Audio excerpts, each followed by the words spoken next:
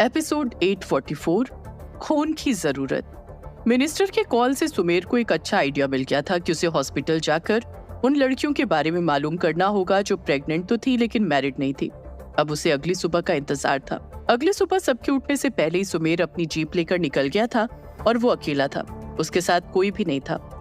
ठकुराइन ने जब उसकी जीप की आवाज सुनी तो उनकी आंख खुल गई और जब उन्होंने अपनी कमरे की खिड़की से झांक कर देखा तो वो अपने मन में बोले, ये इतनी सुबह सुबह कहाँ गया है? लेकिन ठकुराइन ने इस बात पर ज्यादा ध्यान नहीं दिया। सुमेर सीधा कस्बे के सरकारी हॉस्पिटल पहुंचा।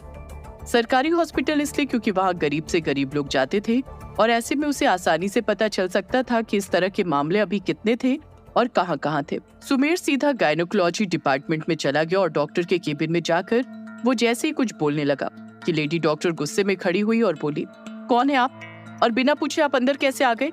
सुमेर ने जैसे ही अपना परिचय देने की कोशिश की वो लेडी डॉक्टर गुस्से में बोली, आपको दिख नहीं रहा यहाँ एक महिला का चेकअप हो रहा है? आप सीधा अंदर ही आ गए। आप अभी यहाँ से बाहर निकल जाइए। इतने बुरे तरीके से डांट खाने के बाद सुमेर चुपचाप बाहर चला गया और गुस्से में खुद से बोला, आजकल जिसे देखो मुझ पर चिल्ला पड़ता है। खैर, इतनी आसानी से तो मैं हार नहीं मानूंगा। थोड़ी देर बाद फिर से कोशिश करता हूँ। इतना सोचकर सुमेर बाहर ही बैठ गया। जैसे ही अंदर जो पेशेंट थी वो बाहर आई, सुमेर वापस से डॉक्टर के केबिन में गया तो डॉक्टर ने कहा, अरे आप अब तक यही हैं? आपको दिखाई नहीं देता कि ये एक गायनेकोलॉजिस्ट का केबिन है? आपको अगर कोई प्रॉब्लम है तो दूसरे डॉक्टर के पास जाइए ना, यहाँ पर आप क्या करने आए हैं? सुमेर ने कहा, देखिए मुझे कुछ जानना था। डॉक्टर एक गहरी सांस लेकर बोली, कहिए क्या जानना है आपको? आपको कोई महिलाओं वाली प्रॉब्लम है? सुमेर इस बात को सुनकर बौखलाता हुआ बोला, ये क्या कह रही हैं आप? ऐसा जरूरी नहीं है कि अगर मैं यहाँ हूँ तो अपने लिए ही आया हूँ, मैं कुछ और भी जानने के लिए आ सकता हूँ। डॉक्टर बोली, जी बिल्कुल, बताइए क्या बात है? सुमेर ने इधर उधर देखा और बोला, अगर आपको कोई प्रॉब्लम ना हो तो मैं केबिन का दरवाजा बंद कर सकता हूँ। डॉक्टर एकदम से नर्वस होकर बोली, एक्सक्यूज मी, आपको केबिन का दरवाजा क्यों बंद करना है? सुमेर बोला, देखिए मुझे कुछ ऐसी बात करनी है जो मेरे और आपके बीच में ही रहनी चाहिए। डॉक्टर ने कहा, आप फिक्र मत करिए, मुझसे पूछे बिना कोई अंदर नहीं आएगा। आप बैठकर बात कर सकते हैं। वैसे भी दरवाजा सटा हुआ है, इसे लॉक करने की जरूरत नहीं है। सुमेर चुपचाप जाकर डॉक्टर के सामने वाली कुर्सी पर बैठ गया और उसने बोला, मैडम मुझे जानना है कि क्या आपके पास ऐसे कोई पेशेंट आए हैं जो प्रेग्नेंट हो? डॉक्टर ने अपना नेम प्लेट सुमेर के नजदीक करते हुए कहा, आपको इस पे क्या नजर आ रहा है? जाहिर सी बात है, मैं एक गायनेक हूं तो सारे पेशेंट्स जो प्रेग्नेंट है वो मेरे पास ही आएंगे। सुमेर ने कहा, नहीं, मेरे कहने का मतलब है कि कुछ ऐसे पेशेंट्स जो प्रेग्नेंट तो हैं लेकिन मैरिड नहीं है। पहले तो कुछ सेकंड तक डॉक्टर ने सुमेर को घूरा और फिर उठकर खड़ी हो गई और बोली, आप खड़े हो जाइए। सुमेर ने कहा, देखिए मेरी बात समझने की कोशिश करिए। डॉक्टर ऊंची आवाज में बोली, आप निकल जाइए यहाँ से। ये क्या तमाशा लगा रखा है आपने? और मैं आपको अपने पेशेंट्स की प्राइवेट बातें क्यों बताऊंगी? सुमेर ने तुरंत अपनी जेब से नोटों की एक गड्डी निकाली और डॉक्टर के सामने रखते हुए बोला, उम्मीद है अब आपको मेरे सवाल का जवाब देने में कोई तकलीफ नहीं होगी। डॉक्टर ने कहा, अगर आप अपने पैसे उठाकर इसी वक्त नहीं गए तो मुझसे बुरा कोई नहीं होगा। सुमेर समझ गया कि यहाँ उसकी दाल नहीं गलने वाली थी। उसने अपने पैसों को जेब में वापस रख लिया और डॉक्टर को धमकी देता हुआ बोला, डॉक्टर तुम्हें पता नहीं है तुमने किसके साथ बदतमीजी की है, अपने ट्रांसफर की तैयारी कर लो। इतना कहकर सुमेर केबिन से बाहर निकल गया। सुमेर कुछ आगे ही गया था कि पीछे से एक वार्ड बॉय ने उसे आवाज दी और बोला, एक मिनट रुकिए। ये आवाज सुनकर सुमेर पीछे पलटा और उस वार्ड बॉय को घूर कर देखा। वार्ड बॉय ने बोला, मैंने आपकी सारी बातें सुनी जो आप अंदर डॉक्टर से कह रहे थे। अगर आप मुझे वो पैसे दे दो तो मैं आपकी मदद कर सकता हूँ। मदद क्या, मैं तो आपको पूरी लिस्ट निकाल कर दे सकता हूँ। ये सुनकर सुमेर के चेहरे पर सुकून के एक्सप्रेशंस आ गए और वो बोला, तुम सच कह रहे हो? वार्ड बॉय ने कहा, बिल्कुल सच। आप हॉस्पिटल के बाहर मेरा इंतजार करिए। सुमेर तुरंत हॉस्पिटल के बाहर चला गया और उसके आने का इंतजार करने लगा। करीब आधे घंटे बाद वो वार्ड बॉय आया तो उसके हाथ में एक पैकेट था। वार्ड बॉय ने इधर उधर देखा और बोला, आपकी रिपोर्ट इसी में है। सुमेर ने जैसे ही रिपोर्ट्स लेने के लिए अपना हाथ आगे बढ़ाया कि वार्ड बॉय बड़ी बेशर्मी से मुस्कुराता हुआ बोला, रिपोर्ट्स की फीस तो दीजिए। सुमेर ने वही नोटों की गड्डी निकाली और उस वार्ड बॉय के हाथ में दे दी। वार्ड बॉय ने तुरंत ही वो रिपोर्ट सुमेर को दी और वापस चला गया। सुमेर अपनी जीप में बैठकर तुरंत उन पेपर्स को खोलकर देखने लगा। उसमें तकरीबन 30 से 40 लड़कियों के नाम थे और उनका एड्रेस भी था। सुमेर की आंखें खुशी से चमक गई। वो इस वक्त एक एक करके उन लड़कियों के घर जाने के लिए निकल गया क्योंकि उसे जल्द से जल्द फाइनलाइज करना था क्योंकि वो जानता था इसमें से कई ऐसे एड्रेस होंगे जो गलत होंगे। जाहिर बात थी ऐसी चीज भला कोई अपनी असली पहचान के साथ क्यों बताएगा। और उसे ये भी मालूम करना था कि इनमें से कितनी लड़कियां अभी भी प्रेग्नेंट थी या जिनकी शादी नहीं हुई थी, क्योंकि ऐसे मामलों में अक्सर अबॉर्शन करवाने की या नहीं तो उसकी शादी करके विदा करने की कोशिश की जाती है। सुमेर के लिए ये सारे चैलेंजेस तो आने ही वाले थे। एक तरफ जहां सुमेर उन लड़कियों को ढूंढने में लग गया था, वहीं दूसरी तरफ ध्रुव मंदिर में बैठा पुजारी जी से बात कर रहा था। साथ ही उसने ये भी बताया कि किसी ने पुजारी जी का भेस लेकर निम्मो के साथ क्या किया। ये सुनकर पुजारी जी हैरान हुए, लेकिन फिर वो समझ गए कि ये तो सुमेर के लिए नॉर्मल सी बात है और उन्हें निम्मो के लिए दुख भी हुआ। ध्रुव ने कहा, पुजारी जी मैं आपसे एक मदद की उम्मीद लेकर आया हूँ। पुजारी जी ने कहा, बताओ ना, मैं हर तरह से तुम्हारी मदद करने को तैयार हूँ। मुझसे जो बन पड़ेगा मैं सब करूंगा। पुजारी जी की बात सुनकर ध्रुव ने मुस्कुराते हुए कहा, मुझे आपसे यही उम्मीद थी। दरअसल बात यह है कि हमारे साथ जो अनन्या है वो अनन्या नहीं है।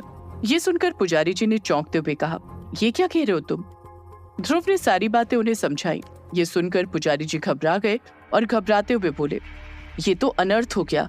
अब तो तुम लोग जो कुछ भी करोगे उसकी सारी खबर सुमेर तक जाएगी।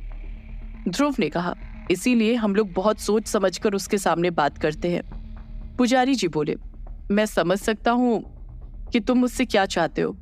ध्रुव बोला, मैं आपसे ये चाहता हूँ कि मंदिर के पीछे जो कमरे हैं, जिनमें से एक में आप भी रहते हैं, अगर उनमें से एक कमरा हमें मिल जाता तो बड़ा उपकार होता। दरअसल हम अपनी प्लानिंग से लेकर के बाकी की सभी चीजें वहीं पर रखेंगे। मैंने सुमेर की शक्तियों को बांधने का फैसला किया है और ये काम जल्द से जल्द करना है, क्योंकि कल जो सुमेर ने किया था उसके बाद अब मैं इस काम में देर नहीं कर सकता और मैं नहीं चाहता कि किसी को कानो कान भनक लगे। किसी से भी मेरा मतलब है हमारे साथ जो अनन्या रह रही है उससे, इसलिए मैं आपके एक कमरे का इस्तेमाल करना चाहता हूँ, अगर ये संभव हो तो। ध्रुव इतना बोला ही था कि पुजारी जी ने कहा, ये कैसी बात कर रहे हो तुम?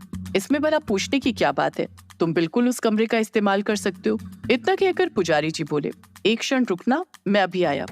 पुजारी जी तुरंत अपने कमरे में गए और एक चाबी लेकर आए और ध्रुव के हाथ में थमाकर बोले, ये लो, ये उस कोठरी की चाबी है। तुम अपने हिसाब से इस्तेमाल कर सकते हो और जब तुम्हारा काम हो जाए तो बंद करके ये चाबी अपने पास ही रखना। ध्रुव ने कहा, आपका बहुत बहुत धन्यवाद पुजारी जी, आपने एक बहुत बड़ी समस्या हल कर दी। अब मैं चलता हूँ, मुझे ठकुराइन से कुछ काम है। पुजारी जी ने पूछा, ठकुराइन वहां पर कुशल मंगल से तो है?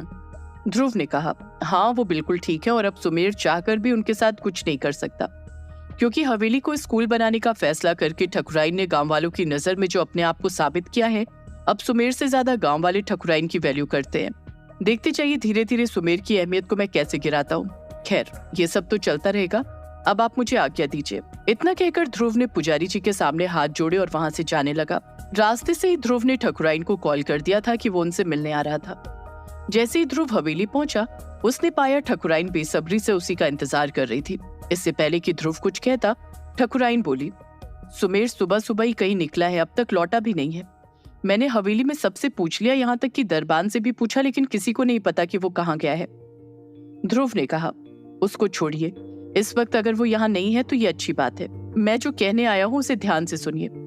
आपको हवेली तक पहुँचाने का एक सबसे बड़ा कारण ये भी था कि हमें सुमेर के खून की जरूरत है और अब समय कम है।